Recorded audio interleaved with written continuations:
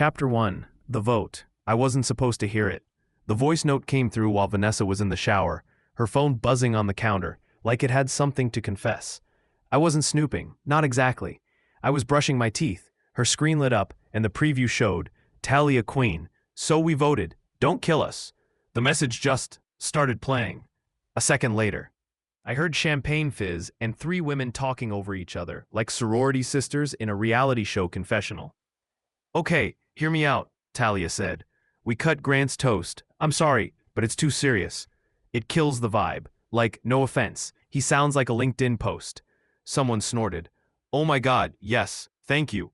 Vanessa is the bride. This is her platform. We're not here for groomsplaining. Let her shine. And then Harper, breathy and smug. The live stream is gonna eat. We can't risk awkward energy mid-scroll. We want followers, not sympathy comments. My heart thudded once, hard. Then the kicker. So we voted, Talia announced. Montage only. We'll play the bridal moments on loop. Vanessa gets her TikTok moment. And Grant can say whatever he wants at the brunch. Laughter. Ice clinked against glass. Then finally, Vanessa's voice. You guys are the worst. But not angry, not embarrassed, not offended. She said it like it was charming. Like she was flattered by their scheming. She didn't say, that's too far. She didn't say, he deserves his place. She didn't say anything at all. I paused the audio, set her phone down gently, and leaned against the sink. The taste of mint toothpaste had curdled in my mouth. Vanessa stepped out a few minutes later, fresh-faced, towel-wrapped, humming something soft and stupid. She kissed my cheek and asked if I wanted to help pick out cake topper fonts. I nodded. Smiled like nothing cracked. Didn't ask about the vote. Didn't bring up the montage. Didn't mention that I'd just been edited out of my own wedding in real time. Because I finally saw it. This wasn't our day anymore. It was their production. A wedding optimized for the algorithm. I was just the placeholder groom. But if they were planning a live stream, I hoped they'd get it trending. Because I had just decided what the world would see. And it wasn't going to be filtered. Chapter 2. The Dress Code. It started with a spreadsheet.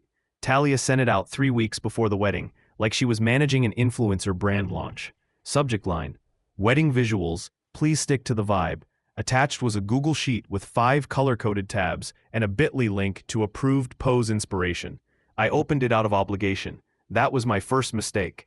The tabs were labeled palette and lighting, photo blocking, live stream flow, do not post until reviewed, and my personal favorite, groom adjustments. That last one was password protected. Vanessa walked by as I scrolled. Don't worry about that, she said lightly. It's just logistics stuff. You know how Talia is. Yeah, I did. The spreadsheet dictated what shades the groomsmen could wear, down to sock color, and warned against anything that might create visual friction against the champagne tones of the bridal party. Even my shoes were flagged for being a bit traditional. There was a section called Preferred Groom Vibe, Low Impact Elegance. I didn't even know what that meant. I just knew I wasn't the star of this show.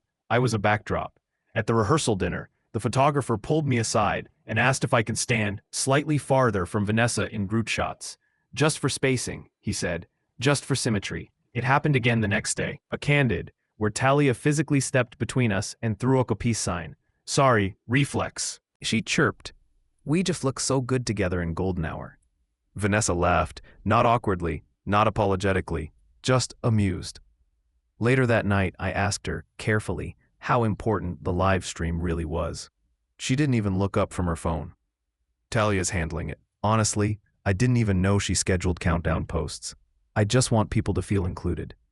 Included like the entire internet? She laughed. You sound weirdly nervous. It's just content. You know we're gonna have fun. Right, fun, but the problem was, I wasn't having fun. I was watching myself get cropped out, digitally, physically, emotionally. They didn't want a groom. They wanted a co-star they could mute. And they thought I was too polite to push back. They were right, sort of. Because I wasn't going to push. I was going to pull something off instead. Chapter 3. The warning. Miles wasn't supposed to be there. He was Vanessa's cousin's +1, a UX engineer from Denver who showed up at the joint bridal party brunch wearing a button-down so wrinkled it looked like he'd packed it in a lunch bag. No one paid him any attention, which is probably why he noticed everything. I caught him watching me across the table as Vanessa unboxed her third set of Bride Vibes only napkins. She was telling a story about how she accidentally got recognized by a local wedding blogger at the florist. Talia was eating it up. This wedding is going to make people cry online. Lexi nodded, scrolling through her phone. I'm uploading the dress reveal teaser tonight. It's giving rom-com main character energy. Miles leaned toward me, just enough to be heard. So, he murmured, what's it like starring in someone else's movie? I turned, surprised. What? He gave me a look. Calm, measured, sharp. They edited you out of the pre-roll footage. I saw the clip on TikTok. They zoomed past you so fast I thought you were a waiter. I blinked. You saw that? Yeah, he said, taking a sip of orange juice. My girlfriend follows the tag. Said she was excited to see a female-forward ceremony. I didn't realize that meant bride and friends only. He let that hang in the air a second too long.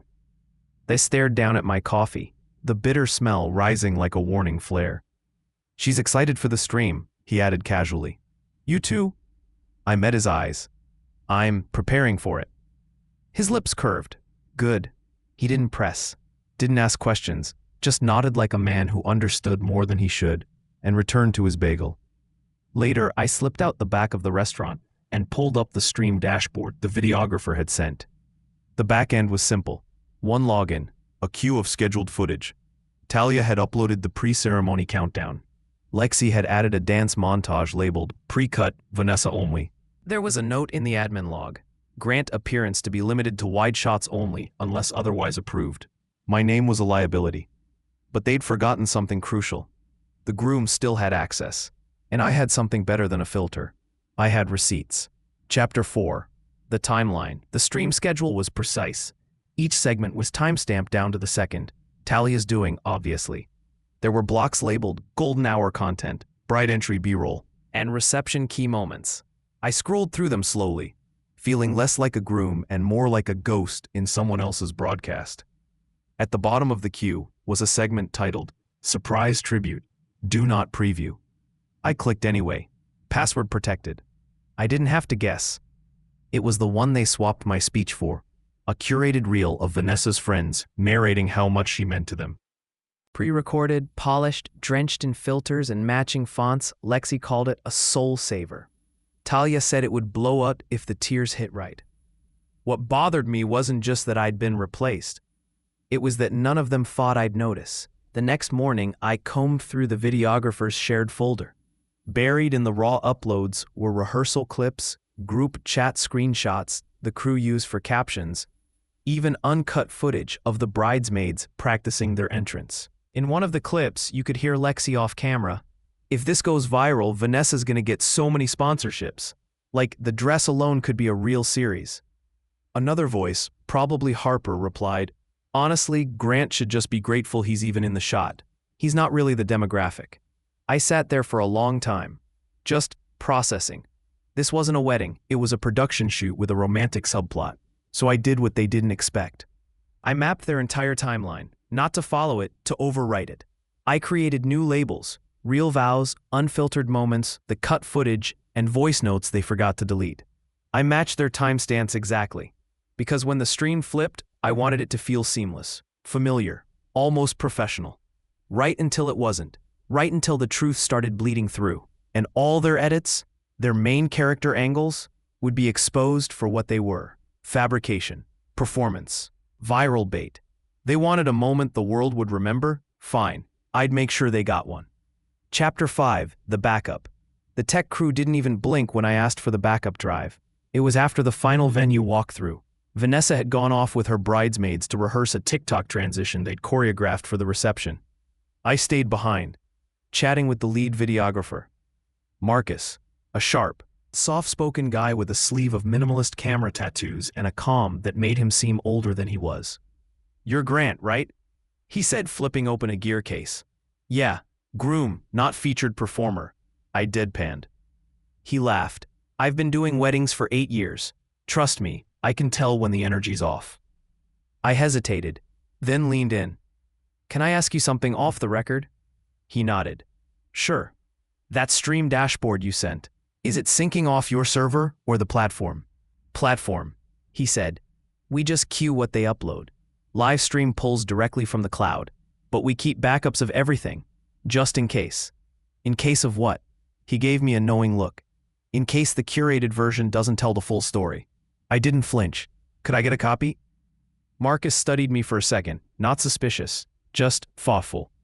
Then he reached into his bag, pulled out a fresh USB-C, and plugged it into his laptop. 2 terabytes. Raw footage. No filters. No edits. He handed it over like it was nothing. But it wasn't nothing. It was everything. Every uncropped moment. Every overheard insult. Every slip-up. Every smirk. Every time I was told to stand farther away, or speak less, or adjust my posture so I didn't block Vanessa's dress detail. I spent that night combing through it. At 2:17 a.m., I found the clip I didn't know I needed. Vanessa, sitting with Talia, phone in hand. She was watching a playback of my original toast from our engagement dinner. "God, he's so sincere," she said, half laughing. "Like it's sweet, but also, can we punch it up? Maybe auto-tune it?" They both cracked up. Talia chimed in. "We'll use one line in the montage, just enough to keep him in the narrative." Just enough, that was the line. That's what I'd been reduced to. But I wasn't cutting anything. I was preparing to hit play. Chapter 6, The Moment. The livestream countdown began at 2:58 p.m. Out in the garden, sunlight filtered through the canopy strung with glass orbs and twinkle lights. It should have felt magical. It didn't. Talia stood at the end of the aisle, phone in one hand, clipboard in the other, barking instructions like a wedding planner crossed with a showrunner. She wasn't even pretending to be subtle anymore. Lexi was nearby, tightening the strap on a gimbal. The kind of camera stabilizer people used to film travel documentaries. She'd used the word coverage earlier, as if this was a red carpet event and not someone's vows. Harper did a last-minute sound check on the livestream mic. "Try not to cry too hard," she whispered to Vanessa, grinning. "It blurs the autofocus." Vanessa laughed. Not a nervous laugh, not even a particularly joyful one. Just the kind of laugh you give when you're in on the joke. I was standing behind the curtain with the groomsmen. No one said much. A few of them shifted awkwardly, trying not to sweat through their jackets. The screen near the AV booth showed the livestream pre-roll. Little hearts floated up the side as viewers joined. Hundreds, then thousands. A banner flickered across the bottom. "Bride's big day, live. Going live in 60 seconds. I could feel my pulse in my jaw. The vows I'd written, the ones they cut, were folded neatly in my jacket pocket. I ran a thumb over the crease. And then the music started. Vanessa stepped into view, glowing under the filtered sun. The crowd rose. Phones lifted. The collective inhale of 1,000 curated moments beginning. But this one wasn't going to go how they planned. At the streaming station, the tech Marcus had hired gave me a discreet nod. I stepped behind the booth, hand hovering over the switch. The live stream had already queued up the tribute montage. Talia had uploaded it with the file name Vanessa Viral Main Cut Final MP4. I could have laughed. Instead, I toggled to Input 2, the uncut version, the one they thought no one would see. Talia tapped her phone. Lexi gave a thumbs up. The counter hit 0. The feed went live, and everything changed. The first frame wasn't golden hour perfection. It was a close-up of Talia, days earlier, saying, "Let's be honest, we're the story. He's just decor."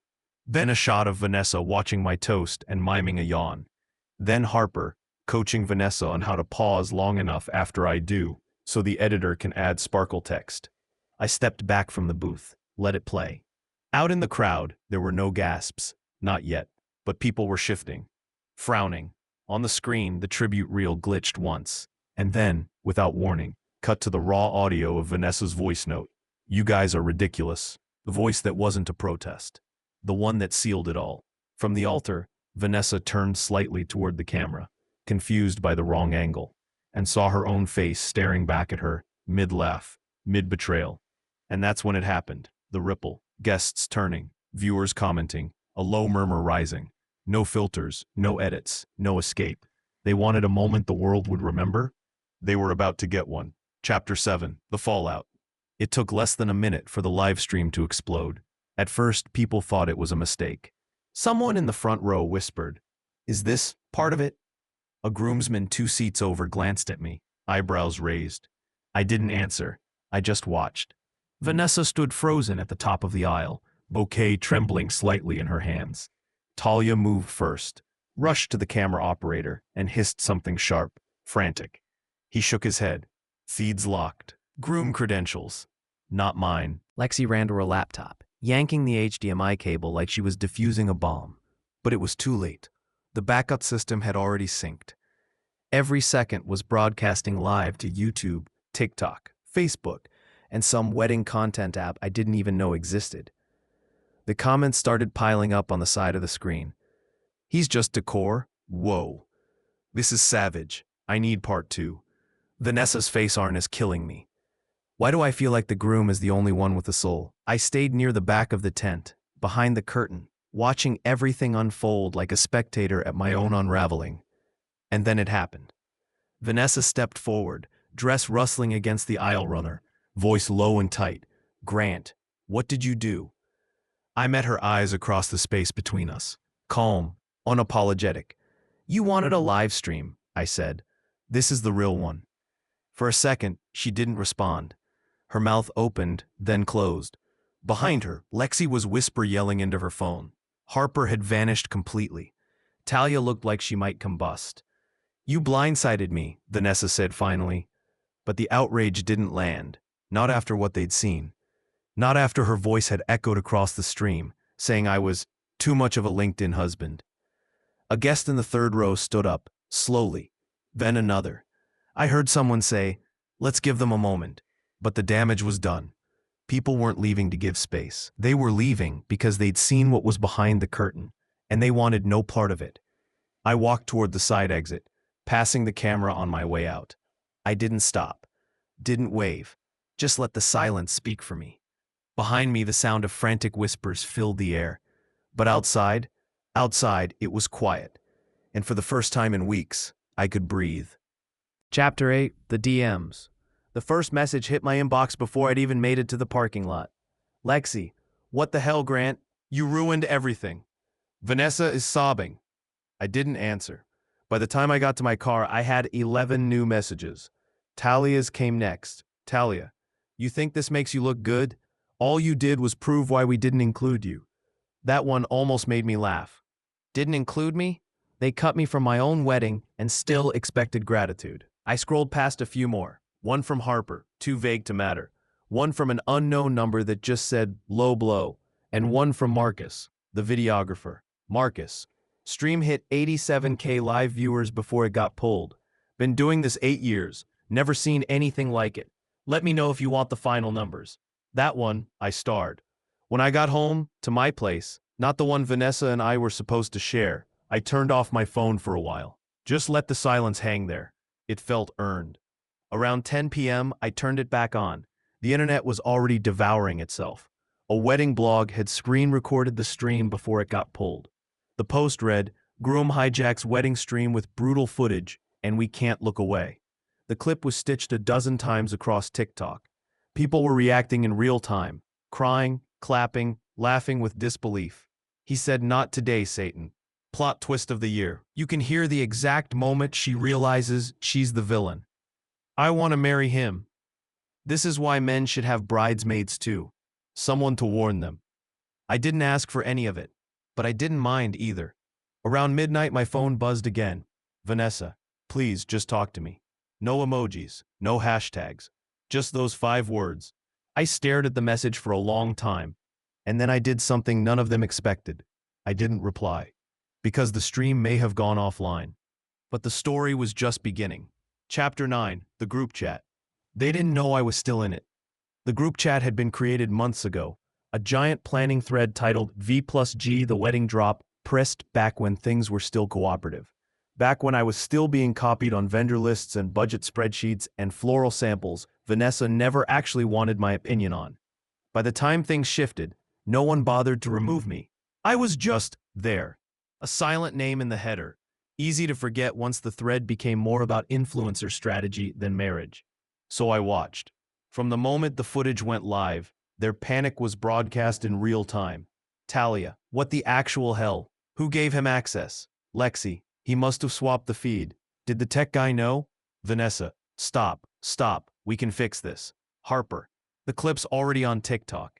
It's on that wedding drama account. 400K views and climbing. Talia, Lexi, take it down, flag it, report the audio or something. Lexi, it's not our upload. People screen recorded it. Harper, too late. The subreddit's on it too. Someone made a timeline thread. And then, silence. For a solid hour, not one of them said a word. I scrolled back through the thread. Months of filtered dress fittings and passive-aggressive emoji chains. Voice notes planning a just-for-fun fake-out during the garter toss. Lexi outlining a content series titled Blushing Bride to Boss Babe. None of it had anything to do with me. I wasn't a partner. I was a prop. But now I was the whole story. Eventually, one more message popped in. Vanessa. This was supposed to be my moment. And it was. Just not the one she thought she'd have. I finally exited the chat. Because the narrative had shifted. They couldn't crop me out anymore. And I didn't need a seat at their table. I'd already pulled the tablecloth and left them clinging to their centerpiece. Chapter 10, The Callout. It wasn't just the video that went viral. It was me. By Monday morning, the algorithm had spun the wedding into content gold. Edits of the stream were everywhere, recut with dramatic music, courtroom memes, even a version with that TikTok voice that narrates like a true crime doc. He was the groom, she was the brand. What happened next had 3.2 million views. But that wasn't the call-out. That came on Wednesday. A video titled, Why Vanessa's Wedding Implosion is the Best Thing to Happen to the Internet, dropped from a mid-tier creator with a loyal audience. She didn't mock Vanessa. She didn't even name names. She just broke it all down. We've watched brides become brands, and we've watched grooms get turned into set pieces. But this was the first time someone flipped the script on camera. I didn't know her, but I liked her. By Friday, the clip had made its way to the Bridefluencer Weekly subreddit. That's when the dam burst. Anonymous insiders showed up in the comments. I worked with Vanessa on a skincare collab. She stiffed a junior editor and claimed she never saw the invoice. I'm a planner. Talia ghosted on paying her vendor retainer, twice. Vanessa's previous engagement ended after a similar group of friends convinced her to turn the proposal into a branded deal. The internet didn't just cancel them, it unmasked them. And Vanessa, she posted a Notes app apology, said she was deeply hurt by the unauthorized content leak and asked for privacy during this difficult time. She might have gotten it if she hadn't included a link to her new podcast at the bottom. Comments lit up like fireworks. Was the betrayal in HD or 4K? Girl, not the promo. Grant, if you're reading this, we love you. Blink twice if you need a publicist. I didn't respond. Didn't need to. The call-out had done the work for me. And the people who'd once tried to erase me from the narrative, now they couldn't stop watching it unfold. Chapter 11, The Return. I hadn't planned on going back. Not to the venue, not to the scene of the implosion. But 3 weeks after the wedding that wasn't, I got a text from Marcus, the videographer. Marcus, thought you might want this. It was a private link. Password protected. The subject line just read, Final Cut. I almost didn't click it. But curiosity is a persistent thing. The video opened with ambient music and soft aerial drone shots of the venue, just like every other wedding highlight reel. But instead of cutting to Vanessa walking down the aisle, it cut to silence, then static, then footage from the actual stream. No overdubs, no transitions, just truth. I watched the whole thing, once, and then I closed the tab. I didn't save it. I didn't share it. I didn't need to. It had already done what it was meant to do. The following Monday, I walked into the same coffee shop where Vanessa and I had once met the florist. The same one she later berated in a group chat for suggesting basic hydrangeas. The barista looked up, eyes widened. You're him, right? I didn't answer right away, just smiled. She passed me my drink without asking for a name. You did what every guy wishes he could do, she said.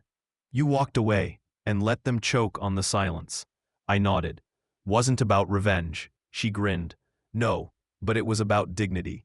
I walked out feeling lighter. By then, Vanessa's following had tanked. Her sponsors dropped her after the podcast promo flopped.